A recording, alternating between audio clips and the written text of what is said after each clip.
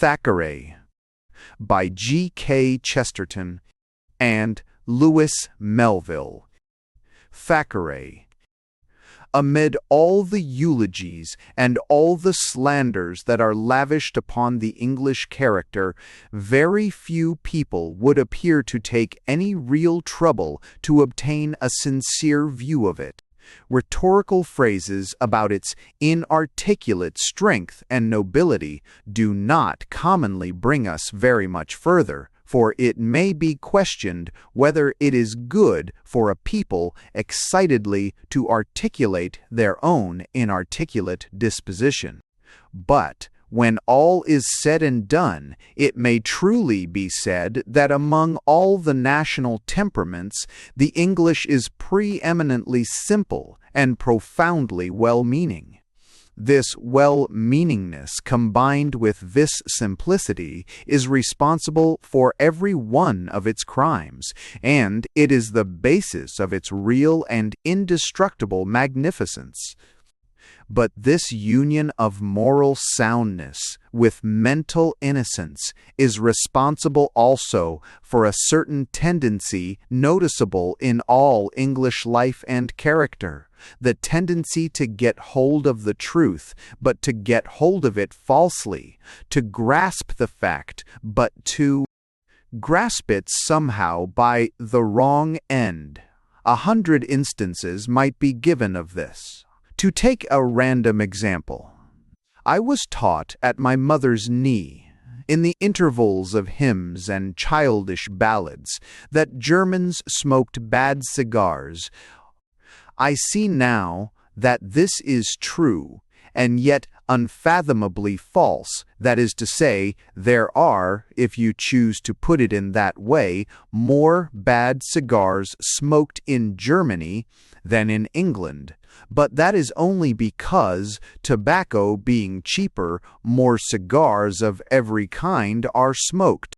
It is as if a Hindu peasant, who had never seen a jewel in his life, were to say that England was a land of false diamonds.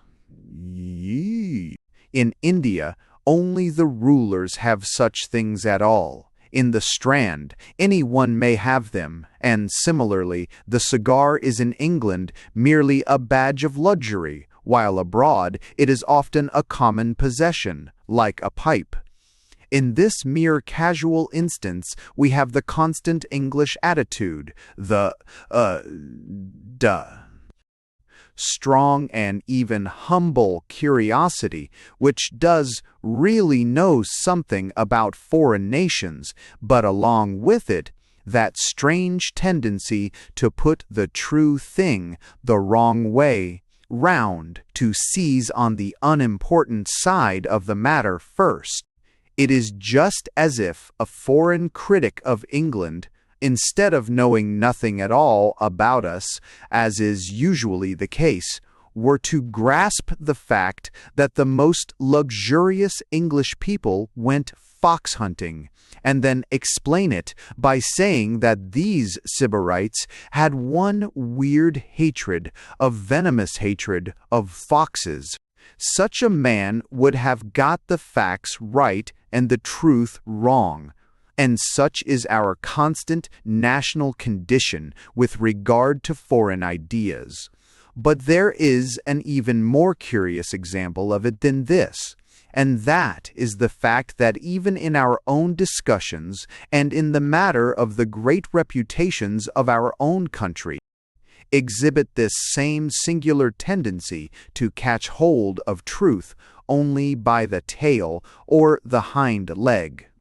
Our judgments, that is, our current and conventional judgments, on our great men of genius have a singular disposition to begin in enormous letters with the unimportant defect, and miss in comparison the great merit out of which that defect arises. Thus, for instance, Englishmen have wearied themselves with asserting that Dickens was vulgar and could not describe a gentleman. Dickens could not describe a gentleman, but he was never vulgar except when he attempted that snobbish and unworthy enterprise. Most men do become vulgar when they describe those who are called vulgar people, and it is precisely here that Dickens was never vulgar. There is no trace of vulgarity about Silas Wegg or Dick Swiveller. The supreme function of Dickens in the universe was to point out that robust and humorous common life is not vulgar, cannot in its nature be vulgar, and the only thing that his countryman can see about him is that he could not describe a member of the upper classes. We might as well say that Michelangelo never really painted a chartered accountant. Here again, our sincere people have got to the wrong end of the telescope. But of all these examples, there is none more perfect and more amusing than the fashion which called Thackeray a cynic. He was a cynic, if the critics will, in the same sense that Leonardo da Vinci was a chemist, or Mr. Chamberlain a horticulturalist. But the cynic in him was not merely subordinate to his other characteristics, it was the mere product, nay, the by-product of them. His cynicism was a minor result, a thing left over by his triumphant tendency to sentiment. Thackeray, from the beginning of his life until the end, consistently and seriously preached a gospel. His gospel, like all deep and genuine ones, may be hard to sum up in a phrase, but if we wished so to sum it up, we could hardly express it better than by saying that it was the philosophy of the beauty and the glory of fools. He believed as profoundly as Saint Paul that in the ultimate realm of essential values, God made the foolish things of the earth to confound the wise. He looked out with lucent and terrible eyes upon the world, with all its pageants and achievements. He saw men of action, he saw men of genius, he saw heroes, and amid men of action, men of genius, and heroes, he saw with absolute sincerity only one thing worth being, a gentleman. And when we understand what he meant by the phrase, the absolute sufficiency of a limpid kindliness, of an obvious and dignified humility, of a softness for noble memories, and a readiness for any minute self-sacrifice, we may, without any affected paradox, but rather with serious respect, DBD,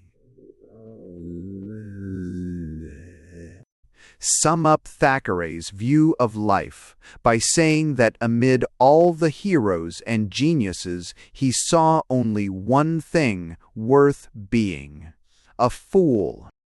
The real falsehood, if there be a falsehood, of Thackeray's view of the world was, in fact, the very opposite of that cynicism and worldliness once attributed to him. Insofar as he did misrepresent life, it was rather in the direction of showing too much bold disdain of Vanity Fair and too much absolute faith in the saints, his unworldly women and his easily swindled gentlemen. He permitted this pietism of his to blind him to the vivid atrocities of the character of Helen Pendennis, supposing that her having lived all her life in a country homestead was some kind of preventive against cruelty and paganism and heathen pride. Thackeray is, if anything, too much on the side of the angels. He was a monk who rushed out of his monastery to cry out against a gaudy masquerade that was roaring around it. And ever since his monk's frock has been mistaken for one of the masquerade dresses and applauded as the best joke in the whole fancy dress ball.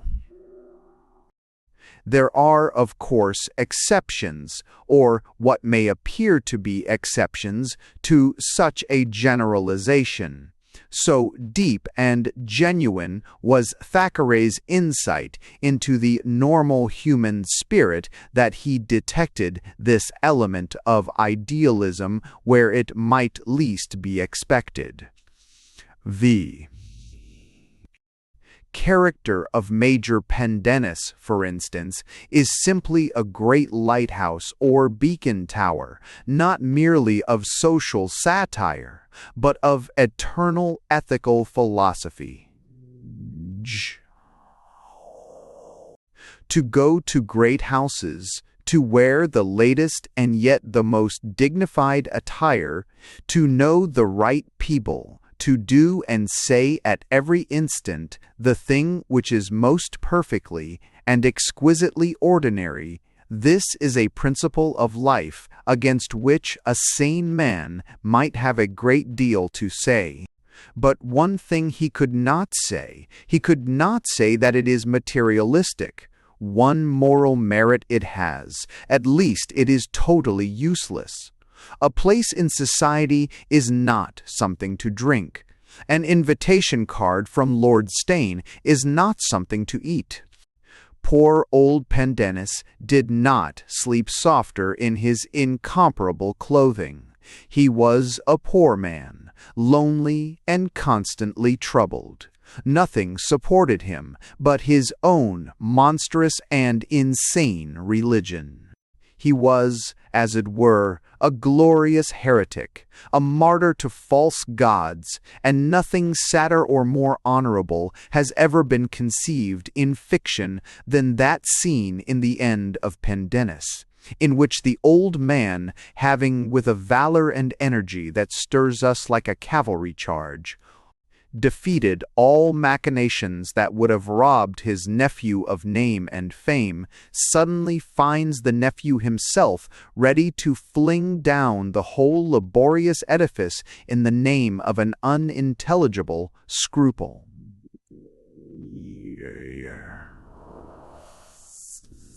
If I had served my God as I've served you, I has the pathos of the meeting of two faiths, the good Muslim staring at the good Muslim, staring at the good Crusader.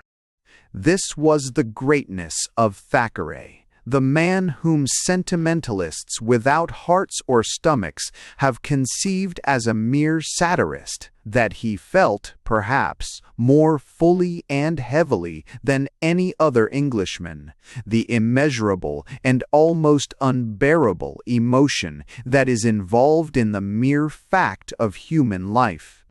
Dickens, with his indestructible vanity and boyishness, is always looking forward. Thackeray is always looking back in life, and no man will ever properly comprehend him until he has reached for a moment that state of the soul in which melancholy is the greatest of all the joys. G.K. Chesterton. The characters and places of Thackeray's books.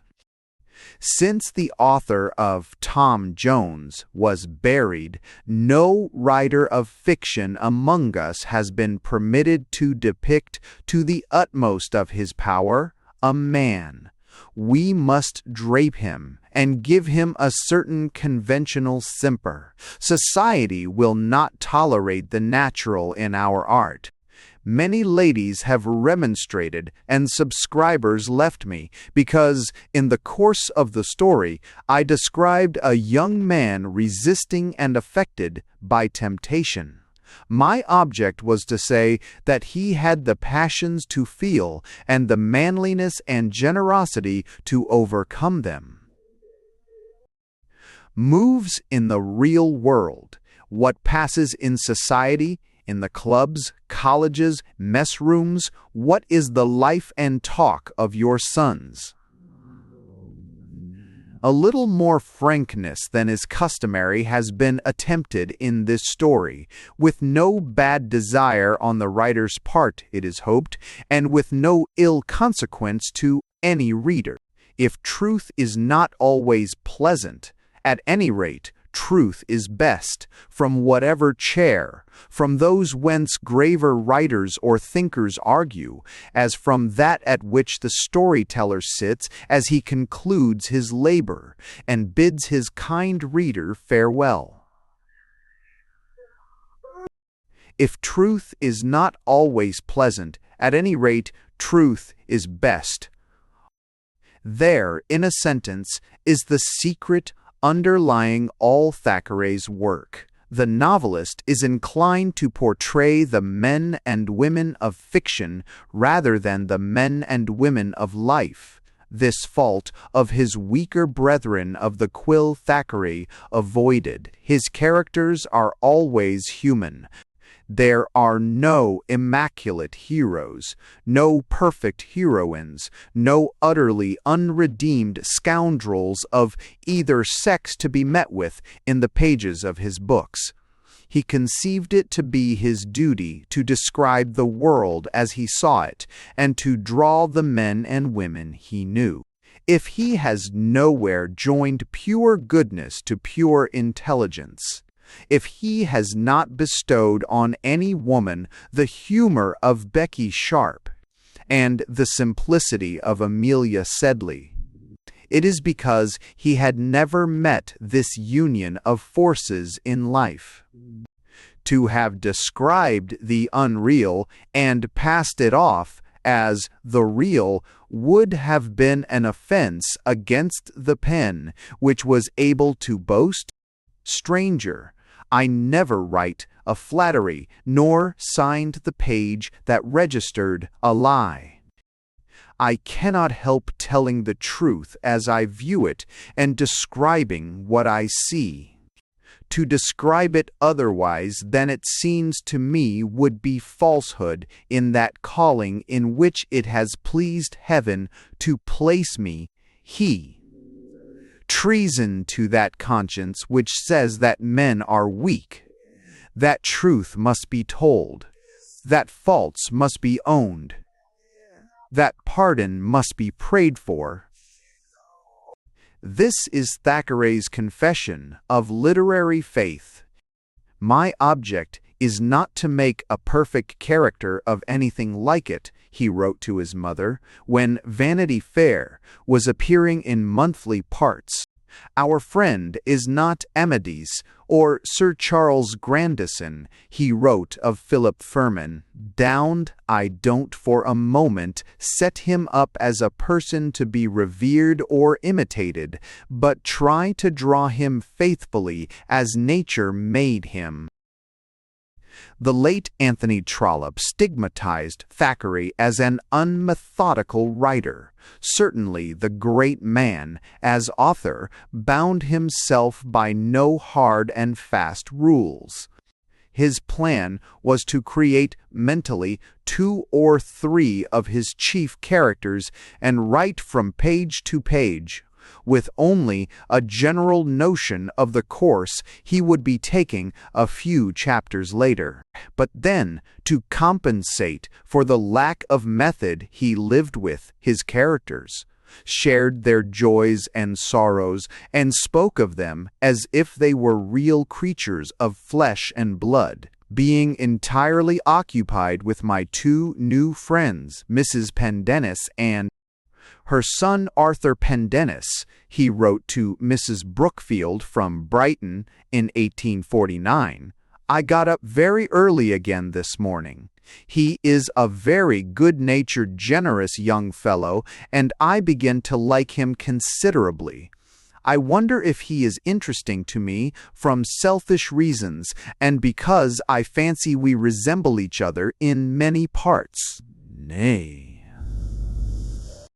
I wonder what will happen to Pendennis and Fanny Bolton, he remarked in another letter to the same correspondent, writing and sending it to you. Somehow it seems as if it were true. Richie remembers entering her father's study one morning about 2 years later and being motioned away, and how, an hour later, he went to the schoolroom and, half laughing, half ashamed, said, "I do not know what James can have thought of me when he came in with the tax-gatherer after you left, and found me blubbering over Helen Pendennis's death. I don't control my characters," he asserted one day. "I am in their hands, and they take me where they please."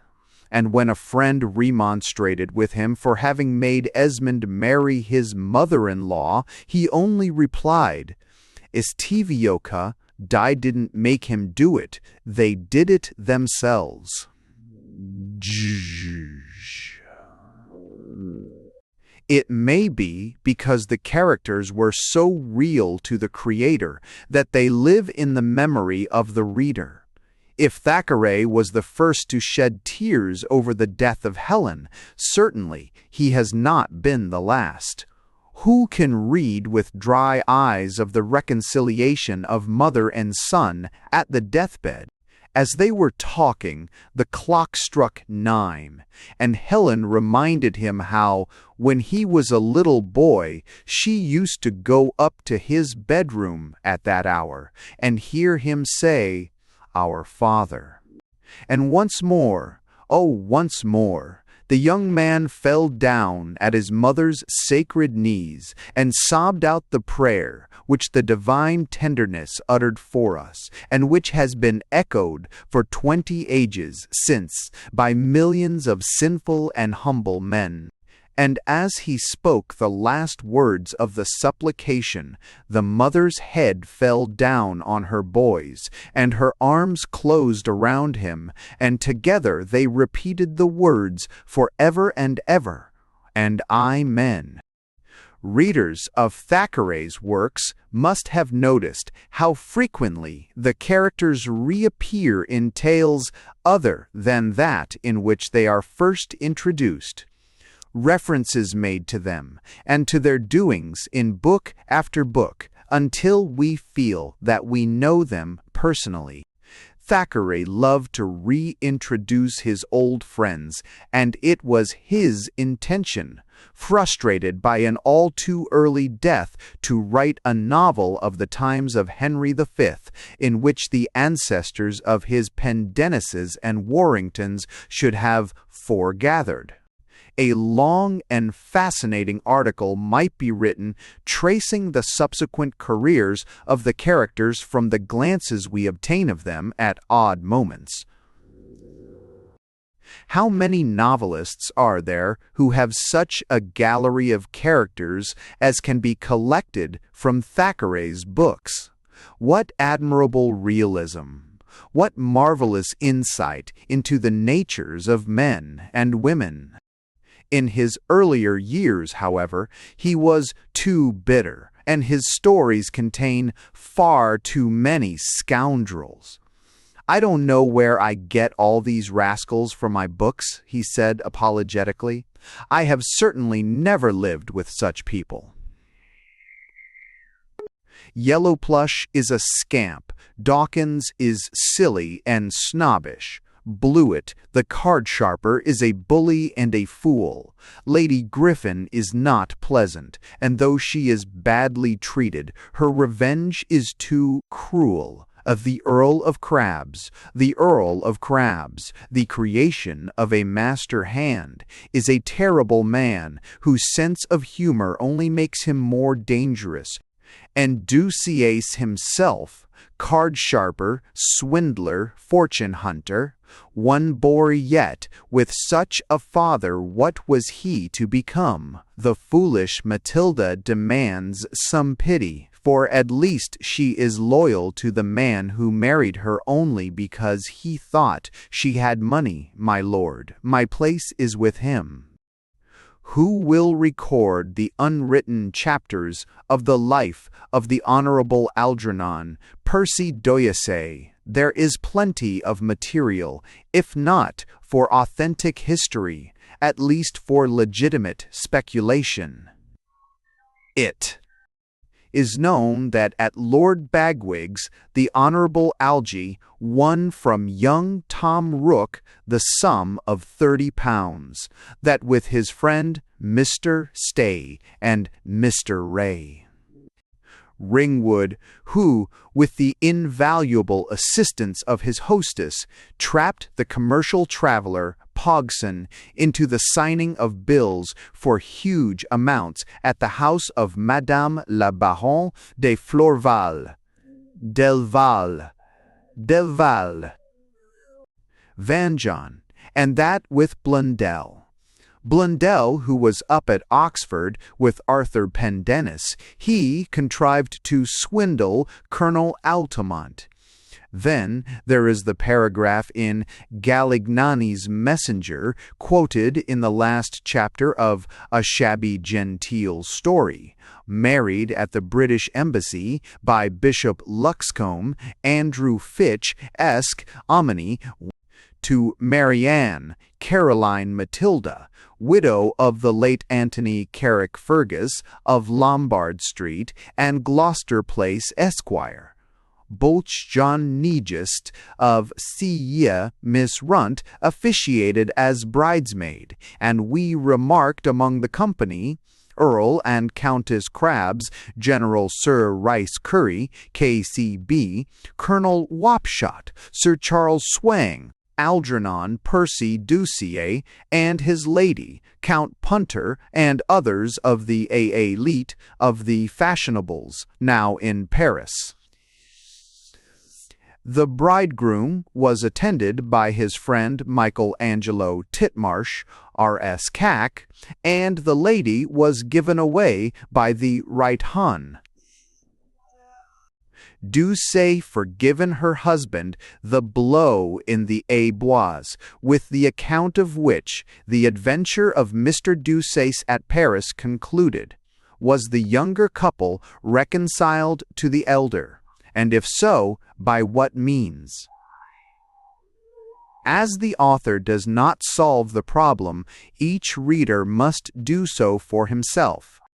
Catherine, a satire upon the Newgate novels, naturally contains a collection of jailbirds, and these, of course, are not treated as they would have been by Ainsworth or Bulwer Lytton, but are shown in all their hideousness.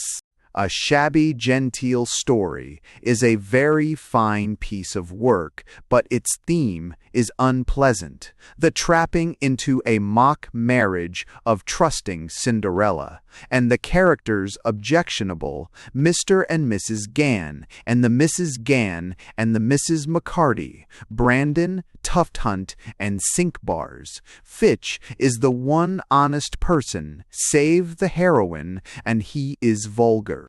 Tufthunt is, perhaps, the worst man Thackeray ever depicted, for Sir Francis Clavering is weak rather than vile, and Brandon, the Dr. Furman of Philip, suffers from a moral sense so perverted that he cannot realize his own weakness. The rascal Fitz-Boodle is a humorist of the first water.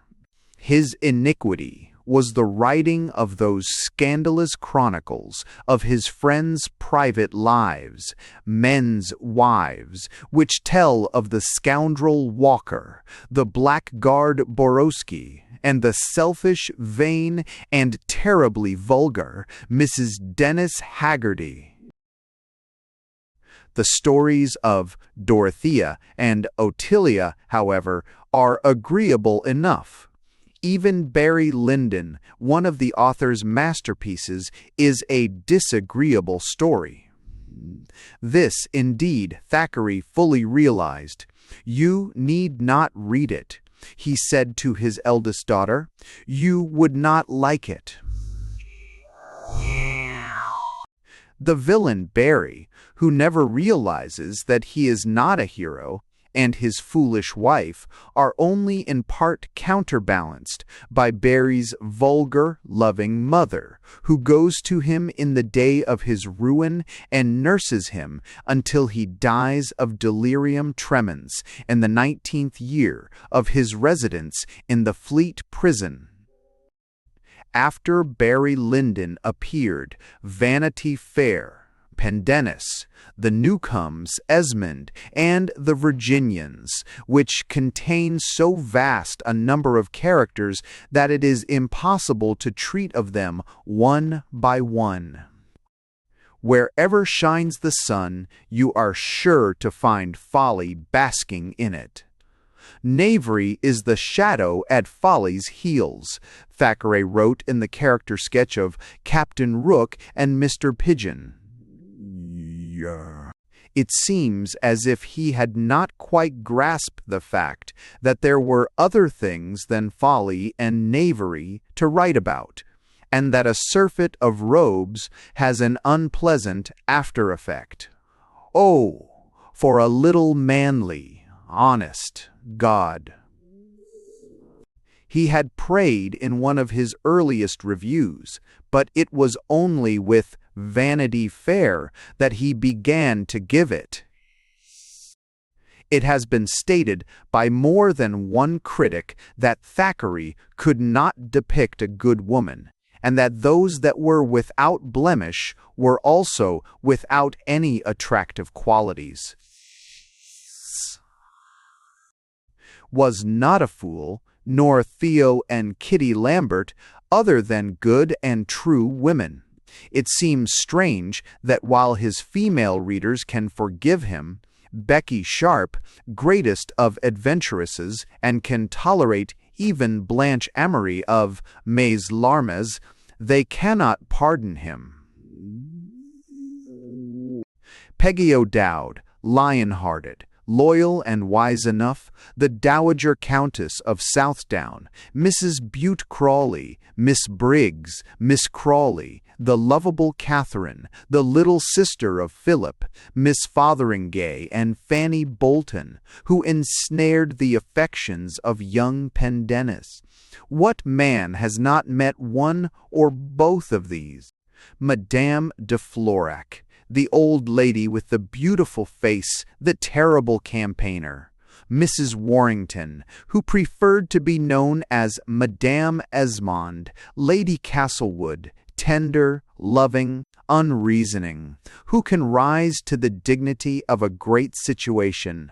My daughter may receive presents from the head of our house. My daughter may thankfully take kindnesses from her father's, her mother's, her brother's dearest friend, and be grateful for one more benefit besides the 1,000 we owe him. And, above all, irresistible wayward tricks, that contradiction in words, an ambitious woman. So alluring is Beatrix that it is absurd to expect any man to think that she was ever all bad. Who knows but that if Harry Esmond had been a little less sensitive of his own demerits and had let her see him as he was, they might have married and lived as happy as most couples. But her chance of redemption passed, and Beatrix became the Madame de Bernstein of The Virginians. Thackeray's men are no whit less successful. George Osborne and his purse-proud father, old Mr. Sedley, and Joe's Sir Pitt Crawley, that most daring piece of character drawing, and his sons, Pitt and Rawdon, Pendennis and Bluebeard, as Lady Rockingham called George Warrington, Little Bose the valet, Morgan Year, or Hine. Clive Newcome and his cousin, the little bounder, Sir Barnes, the Virginians, Harry and George, the inimitable Foker, and the irrepressible Costigan. And Thackeray drew gentlemen in a way that has never been excelled, and rarely equalled. They, the Kickleberries, are travelling with Mr. Quaste. Blondel, who was a gentleman once, and still retains about him some faint odor of that time of bloom. It is true poor Plantagenet, Gaunt, is only an idiot, a Jane the own. In spite of the debaucheries and his behavior to his family, the Marquis of Steyne is always grand seigneur. Esmond is a gentleman, and so is the intriguing Major Pendennis, Halfhay, and Florac and Dobbin, and the little worldly-wise Colonel Newcome. It has been said that the Colonel is too good for this world, too innocent, too ignorant, too transparently a child of nature, yet surely the noble-hearted man is human and true. Indeed, by this one character alone, Thackeray could take his place among the masters. The whole gallery of his creations places him at the head of the English novelists of the 19th century. A paper dealing with Thackeray's characters may not ignore the question of the originals. Great interest has always been taken in Thackeray's originals. Much has been written about them, which is worth reading. Much also has been written that is misleading.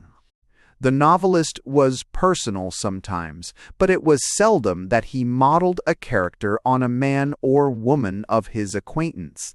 He told his daughters that he never willfully copied anyone, and there is no reason to disbelieve his statement.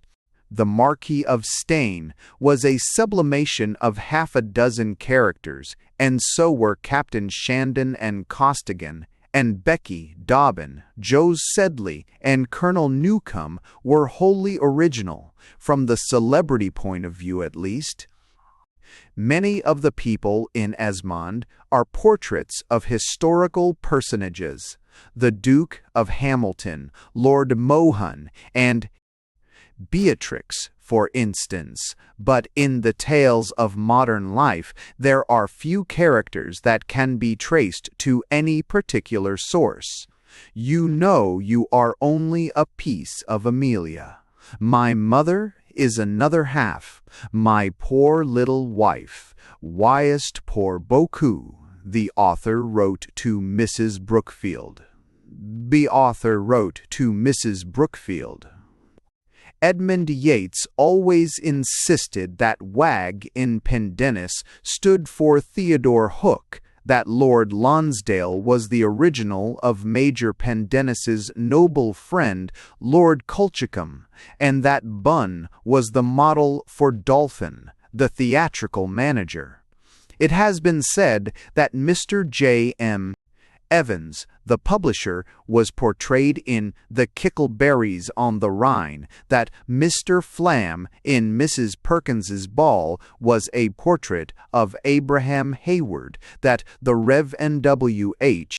Brookfield stood for the curate Frank Whitestock, that Leigh Hunt was the original of Gandish in The Newcomes, and that the third Marquis of Hertford was the prototype of Lord Steyne. Ritchie once saw the young lady who was supposed to have suggested Becky Sharp to her father, and Carlyle and his wife knew and disliked the original Blanche Amory. Thackeray was not topographical in the sense that Dickens was. Often the briefest mention of a street satisfied him. Yet somehow the places of the principal scenes of his novels linger in the memory. As a young man he studied at Weimar, and later, while serving his apprenticeship both to art and letters, he resided from time to time at Paris. Had he never visited Germany, perhaps Amelia and Jos and Dobbin would not have gone am Rhine, and the chapter about Becky and the pumpernickel students would never have been written. Many of his characters went to Paris, which had for him a strong personal interest. It was there he wooed and won his wife. It was at Paris that he wrote the autobiographical verse in the ballad, which tells of the bouillabaisse served at Thackeray's tavern in the Rue Neuve des Petits Champs. Ah, me! How quick the days are flitting. I mind me of a time that's gone, when here I'd sit, as now I'm sitting, in this same place, but not alone. I have been to the Hôtel de la Terrasse, where Becky used to live, and shall pass by Captain Osborne's lodgings, he wrote from Paris to Mrs. Brookfield. I believe perfectly in all these people, and feel quite an interest in the inn in which they lived. It was at Brussels, in the Church of St. Similars, in the Church of St. Ennawage.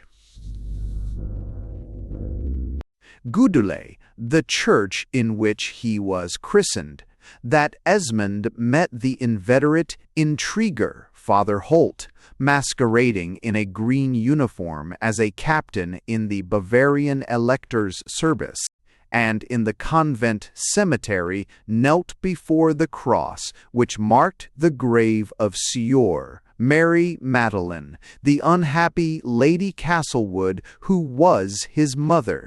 In that same city, many years later, the author of Vanity Fair, not claiming to rank among the military novelists, took his place with the non-combatants while the armies marched to the field of Waterloo, and portrayed many folk with anxious hearts awaiting news that must bring them happiness or misery. No more firing was heard at Brussels. The pursuit rolled miles away. The darkness came down on the field and city, and Amelia was praying for George, who was lying on his face, dead, with a bullet through his heart. Thackeray was preeminently the novelist of the upper classes, and as a natural result, the majority of his characters lived in the West End of London, chiefly in the area enclosed by Park Lane, Oxford Street, Bond Street, and Piccadilly, known as Mayfair. The Sedleys lived in Russell Square before they removed to St. Adelaide's Villas, Anna Maria Road, West, where the houses look like baby houses, where the people looking out of the first-floor windows must infallibly, as you think, sit with their feet in the parlors, where the shrubs in the little gardens in front bloom with a perennial display of little children's pinafores, little red socks, caps, etc. Polyandria, polygyria, whence you hear the sound of jingling spirits and women singing, whither of evenings you see city clerks plodding wearily. Firmin practiced in Old Parr Street, and Colonel Newcome and James Binney, on their return from India, rented a house in Fitzroy Square. Bungay and Bacon carried on their business in Paternoster Row and lived over their shops. It was to the sponging house in Cursitor Street that Rawdon. Crawley was taken after the ball at Gaunt House. Among others, Pendennis and Warrington lived in the Temple, while Colonel Newcome and his son, Dr. Firmin and Philip, Pendennis, young Rawdon, to name a few, were educated at the Charterhouse. The Newcomes immortalized that public school, and earned for the author the well-deserved title of Carthusianus Carthusianorum. In Mayfair was situated Gaunt House, and in Curzon Street, nearby, Becky and Rawdon practiced the art of living on nothing a year.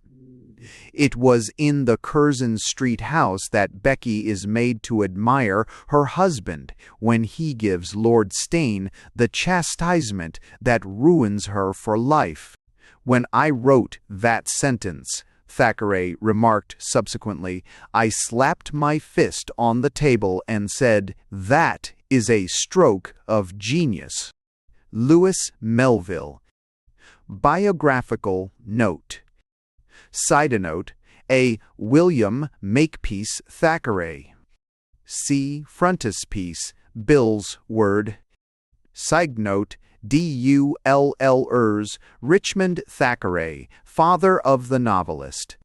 See page 3 time. Side note: Thackeray at the age of 3 with his father and mothers.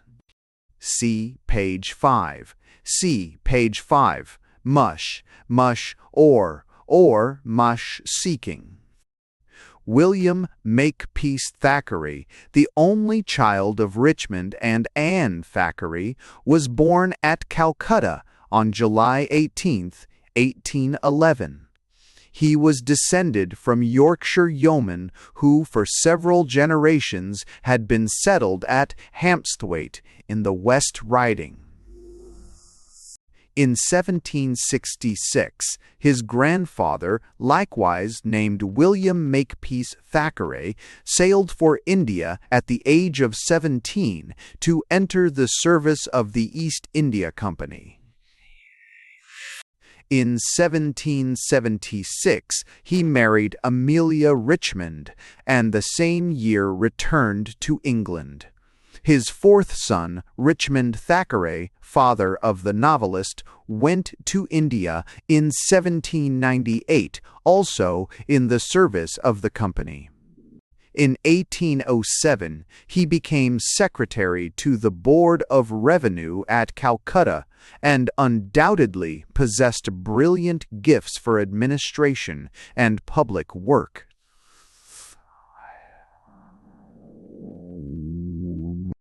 The painting by Chinnery, executed in 1814, gives a glimpse of the Thackeray's at the time when their son had reached the age of 3 years. He is drawn perched on a large pile of books with his arms round his mother's neck, his father stiffly seated in a chair close by.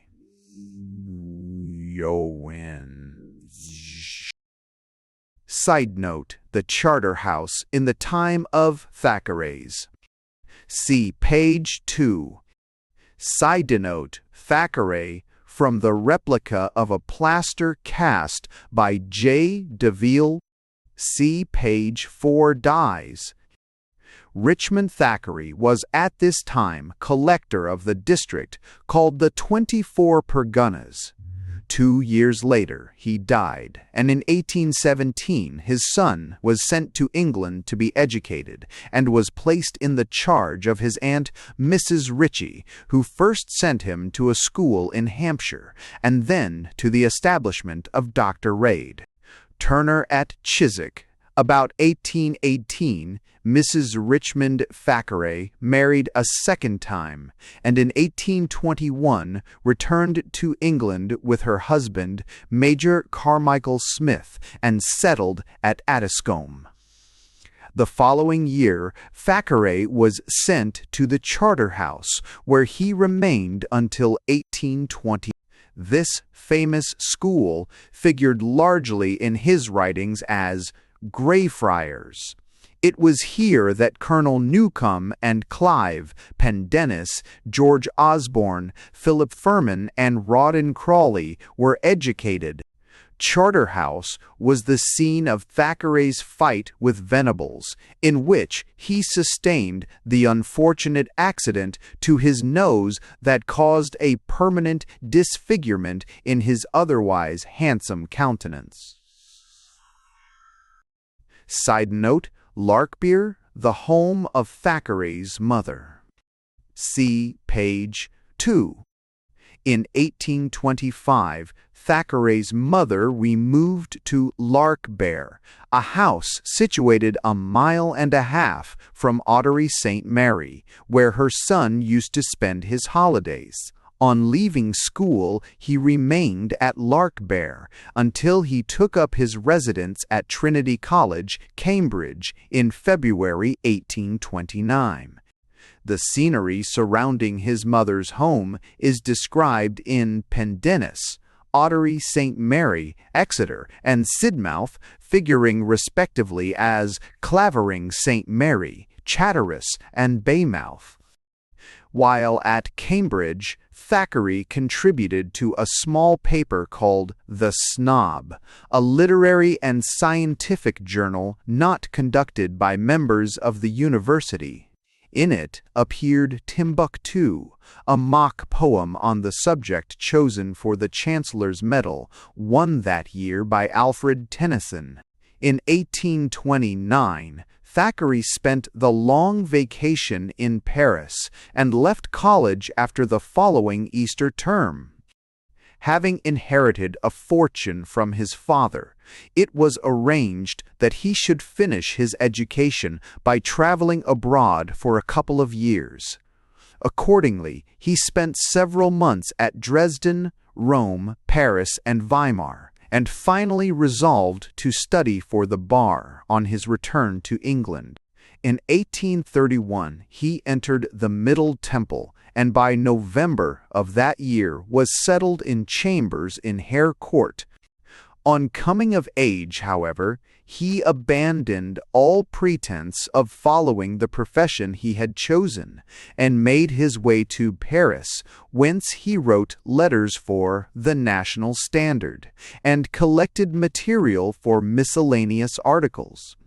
Having speedily lost the greater part of his fortune, he turned his thoughts seriously to painting as a means of livelihood, and at this period frequented various studios, probably working in the atelier of Gros. Later, he copied pictures assiduously at the Louvre, but though he delighted in the art, he failed to acquire any great technical skill as a draftsman. Side note: A.T.U. Thackeray among the Fraserians. See page 6. In January 1835, Thackeray appeared as one of the Fraserians in a sketch drawn by Maclise and published in Fraser's Magazine. Sidenote: Rue Neuve Saint-Augustin, Paris, I. See page 7. D. In 1836, he was appointed Paris correspondent of The Constitutional, and in August of the same year he married Miss Shaw. The wedding took place at the British Embassy, Bishop Loosecombe, at that time chaplain, officiating at the ceremony. The newly married couple lived in apartments in the Rue Neuve Saint-Hive in the String Youth, St. Durdles. Augustin, a street quite close by, the Rue Neuve des Petits Champs, where is situated the restaurant made famous in the Ballad of Bouillabaisse. Side note: No, when 18, Albion Street, Hyde Park. See page 10, News. Side note: N. No, said, and No, 13, Great Coram Street, Brunswick Square. She, page 11, Mars, and Ness. The Constitutional came to an end in 1837, and Thackeray returned to London and took up his abode for a time at 18, Albion Street, Hyde Park, where his mother was then living, and where he had stayed in 1834 when first contributing to a Fraser's Magazine. Anne Isabella Thackeray, his eldest daughter, was born at this house. A removal was made not long afterwards to number 13, Great Coram Street, Brunswick Square, where the Thackerays lived for some years. During this period, the Paris sketchbook was written, being published in 1840 by Macron. Owing to the misfortune of his wife's illness, the author's household became unsettled, and about 1843 the home at Great Coram Street was given up. Side note: Comic Tales and Sketches. See page 421. Thackeray had published in 1841 a collection of comic tales and sketches, edited and illustrated by Mr. Michael Angelo Titmarsh, with a preface dated Paris, April 1st, 1841, from which the following is an extract. When there came to be a question of republishing the tales in these volumes, the three authors, Major Gahagan, Mr. Fitzroy Yellowplush, and myself, had a violent dispute upon the matter of editing, and at one time we talked of editing each other all round. The toss of a halfpenny, however, decided the question in my favor. On the title page, the reader is presented with 3 accurate portraits of the authors of these volumes. They are supposed to be marching hand in hand, and are just on the very brink of immortality. Side note: drawing from Punch. Author's Miseries. Author's Miseries. See page 12, 1, and Dirt. During the same year, The History of Samuel Titmarsh and the Great Hoggarty Diamond commenced to run its course in Fraser's Magazine. A Fraser's Magazine. Punch had been started on July 17th, and Thackeray's first contributions appeared the following June. In the course of his 10 years' connection with this periodical, he contributed something like 500 sketches, irrespective of letterpress. One of these, reproduced on page 12, is taken from a series entitled Author's Miseries, and represents Gerald and the artist himself in a railway carriage listening to the other occupants discussing the members of the Punch staff. Old Gentleman, Miss Wiggets, 2 authors. Old Gentleman, I am so sorry to see you occupied, my dear Miss Wiggets, with that trivial paper. Punch. A railway is not a place, in my opinion, for jokes. I never joke, never. Miss W. Dyer, so I should think, sir. Old Gentleman, and besides, are you aware who are the conductors of that paper, and that they are Chartists, Deists, Atheists, Anarchists, to a man? I have it from the best authority that they meet together once a week in a tavern in St. Giles's, where they concoct their infamous print. The chief part of their income is derived from threatening letters, which they send to the nobility and gentry. The principal writer is a returned convict. 2 have been tried at the Old Bailey, and, as for their artist, all found. Guard Dodd, Swindon Station. Exeunt 2 authors. 1 Nels, Don Name. In the latter half of 1842, Thackeray made a tour in Ireland and recorded his experiences in the Irish Sketchbook, which made its appearance the following year. Side note: The Stranger's Room Reform Club. See page 17. Thackeray, who for some time had been a member of the Garrick Club, was elected to the Reform in 1840, being proposed by Mr. Martin Thackeray and seconded by Mr. Henry Webby.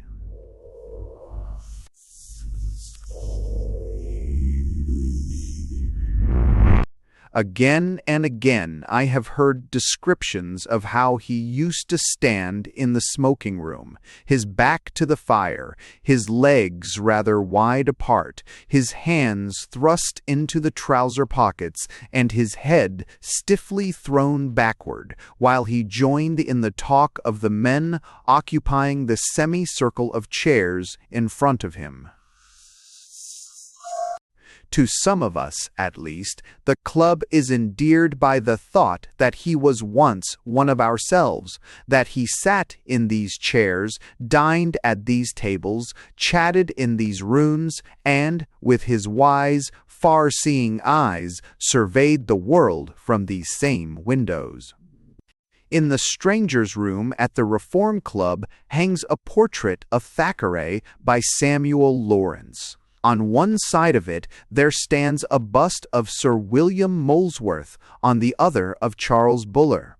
The latter seconded Thackeray when he was proposed by the Rev. W. Harness as a member of the Athenaeum on February 12, 1846. Thackeray was elected to this club in 1851 under the rule which provides for the introduction of persons of distinguished eminence in science, literature, or public services. Sidenote, Steminote, Young Street, Kensington. See page 18 Mines, Wers 2. In 1846, Thackeray took a house at 13, now 16, Young Street, Kensington, where he established a home for his daughters.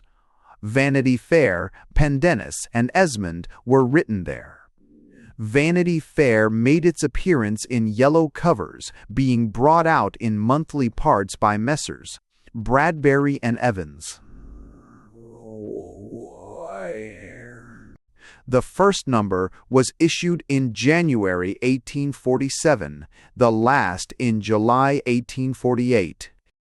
When passing his house in Young Street with Mr. J.T. Fields, the American publisher, Thackeray exclaimed, "Go down on your knees, you rogue, for here Vanity Fair was penned, and I will go down with you, for I have a high opinion of that little production myself." Sidenote, Mr. Michelangelo Tidmarsh, as he appeared at Willis's Rooms. See page 21, Dozen. The first number of Pendennis appeared in November 1848, but the author's severe illness at the end of 1849 interrupted its publication, which was not concluded until 1850. Whilst residing in Young Street, Thackeray delivered his famous lectures on the English humorists at Willis's Rooms.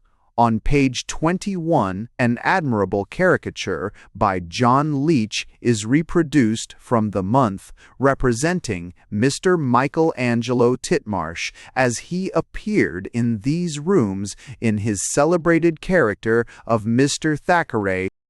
Mr. Thackeray, of Vanity Fair, announced a simple course of lectures on a purely literary subject, and for the reason that Mr. Thackeray, living entirely by his pen, was still recognized as a fine gentleman by all, and they were many who knew him in private, so accordingly his room was filled by an audience as brilliant and fashionable, as intelligent and judicious.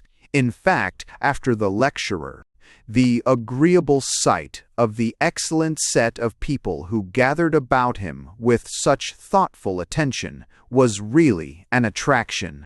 Sidenote, et château de Pléquerec Boulogne-sur-Mer, Mer, rare. See page 20 dies. Side note is no, the murder 36, Onslow Square, Brompton. See page 192. On October 30th, 1852, Thackeray set sail for the United States, where he remained until the spring of 1853. He lectured in various towns, New York, Philadelphia, Baltimore, Charleston, and Richmond, amongst others. Upon his return to Europe, he made a very short stay in London and then proceeded to Switzerland, where the story of the Newcomes was, according to his own statement, revealed to him somehow. Much of the novel was written abroad, while its author was traveling in Germany, Switzerland, Italy, or staying at the Château de Bréquerec at Boulogne, where he is said to have evolved the noble figure of Colonel Newcome. The Château de Bréquerec lies pleasantly nestled in trees and shrubberies on the outskirts of the town, and is surrounded by a high wall screening it from public gaze. The Newcomes was completed at number 36, Onslow Square, where Thackeray moved from Young Street in 1857. "The result of my father's furnishings," wrote Mrs. the Thackeray. Richmond Ritchie, of this residence, was a pleasant, bowery sort of home, with green curtains and carpets, looking out upon the elm trees of Onslow Square.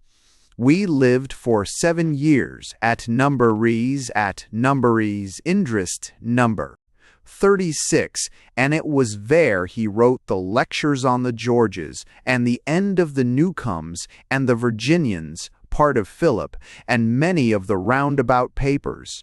His study was over the drawing room and looked out upon the elm trees. Thackeray stood for Parliament in the Oxford City Division in July of 1857, but was defeated by a small majority. In 1860, he undertook the editorship of the Cornhill Magazine, of which Messrs. Smith and Elder had commenced publication in the January of that year. Though continuing to contribute to this magazine until the last, he retired from the editorship in April 1862, doubtless finding the work too exacting for his now failing health. Side note: No. 2 Palace Green, Kensington, where Thackeray died. See page 32 of the Billy. Side note: The MS of Denis Duval, D. See page 31 Byers. Side note: Thackeray's grave at Kensal Green Cemetery. See page 33. In the year 1861, the firm of Jackson and Graham built for Thackeray the beautiful house at number 2 Palace Green, Kensington, which alone of all his homes has the Society of Arts oval commemorative tablet inserted in its wall. An old house stood on the site at the time of purchase, but after careful consideration, Thackeray wisely gave up the idea of repairing and adding to it, and erected in its place a fine mansion of red brick with stone facings in the style of Queen Anne. At this period, besides working for the Sorn Hill, Thackeray was writing Denis Duval, his last book, which remained unfinished.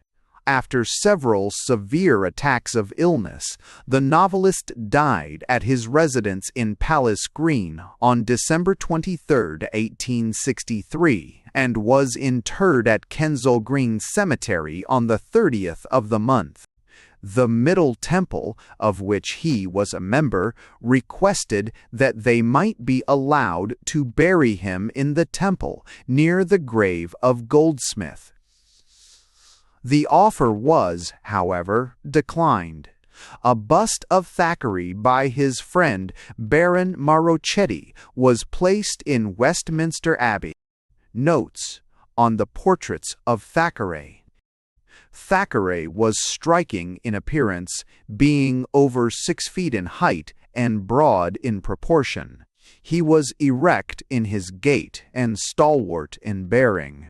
His countenance was very expressive and capable of much dignity, and his peculiarly sweet smile, combined with a great gentleness of voice and manner, particularly endeared him to children.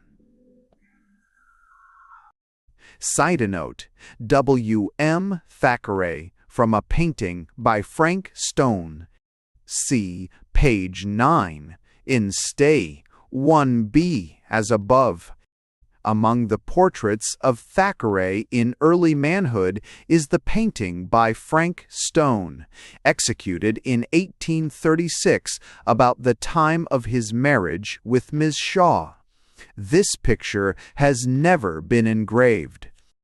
Side note: W.M. Thackeray, from a drawing by Daniel Mackless about 1840.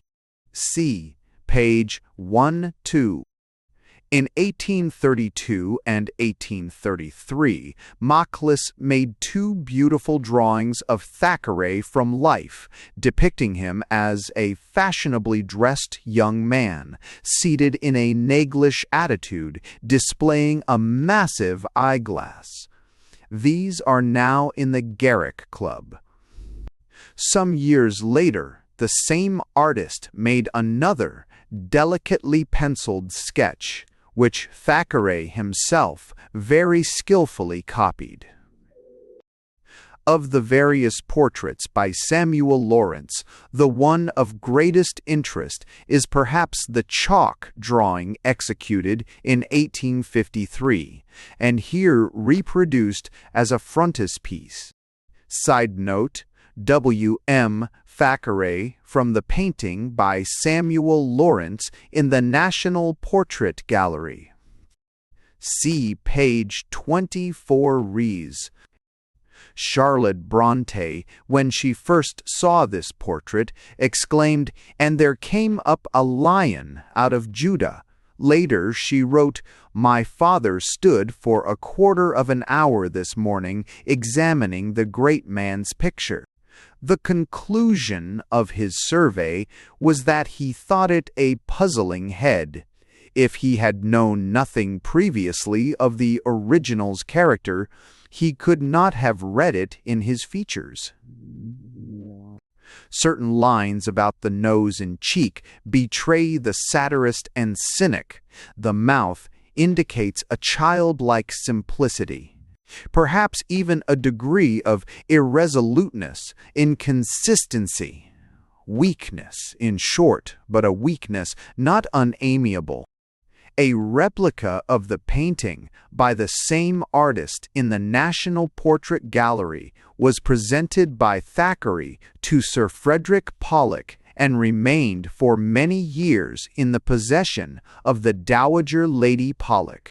Side note: W.M. Thackeray, from a copy of the bust by Joseph Durham, A.R.A.T. See page 40 Sixters. Side note: E.W.M. Thackeray, from the statuette by Sir Edgar Boham, R.A.T. See page 34. Side note: W.I'm. Thackeray, from a sketch by Sir John E. Millais, P.R.A.W. See page 23. 1. Is That Story? In the National Portrait Gallery is also a bust modeled in terracotta by Sir Edgar Boham from the original plaster mold by Joseph Durham, A.R.A., which was presented to the Garrick Club. and the same sculptor executed in 1860 a statuette for which Thackeray, when in Paris, gave only 2 short sittings of half an hour's duration. "The eminent sculptor," writes Mr. F.G. Kitten in the Magazine of Arte, even in that space of time succeeded in all but completing one of the most successful portraits of his subject ever attempted. The work of Sir John Millais possesses exceptional interest, continues the sane writer, and especially may this be said of a full-length delineation by that master hand of his famous literary contemporary. Although but a slight memory sketch, it is very characteristic of the man, and the portraiture so very lifelike and true, that Sir Edgar Boheme derived from it considerable assistance when completing his excellent statuette of the novelist. Side note: Thackeray, from a painting by Sir John Gilbert, R.A.A. See page 29, 1. The posthumous portrait of Thackeray, painted by Sir John Gilbert, R.A., was amongst those presented to the Garrick Club. It represents the novelist with long white hair and spectacles seated at a small table on which tea things are displayed.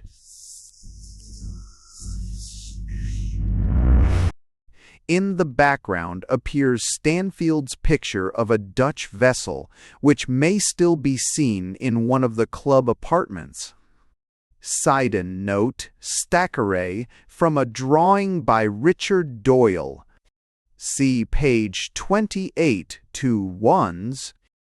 The pencil drawing taken from the Life by Richard Doyle, which is now in the British Museum, is an interesting and very characteristic sketch of the novelist.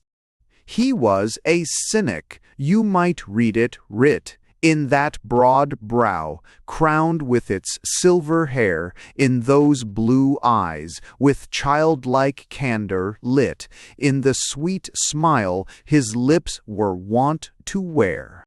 A cynic? Yes, if 'tis the cynic's part to track the serpent's trail with saddened eye, to mark how good and ill divide the heart, how lives in checkered shade and sunshine lie. They signs. The Portrait of Thackeray by Sir John E. Millais, P.R.A., which appears on page 23, is in the possession of Mrs. Richmond Ritchie, and is reproduced by her kind permission. Thanks for listening to Thackeray by G.K. Chesterton and Louis Melville.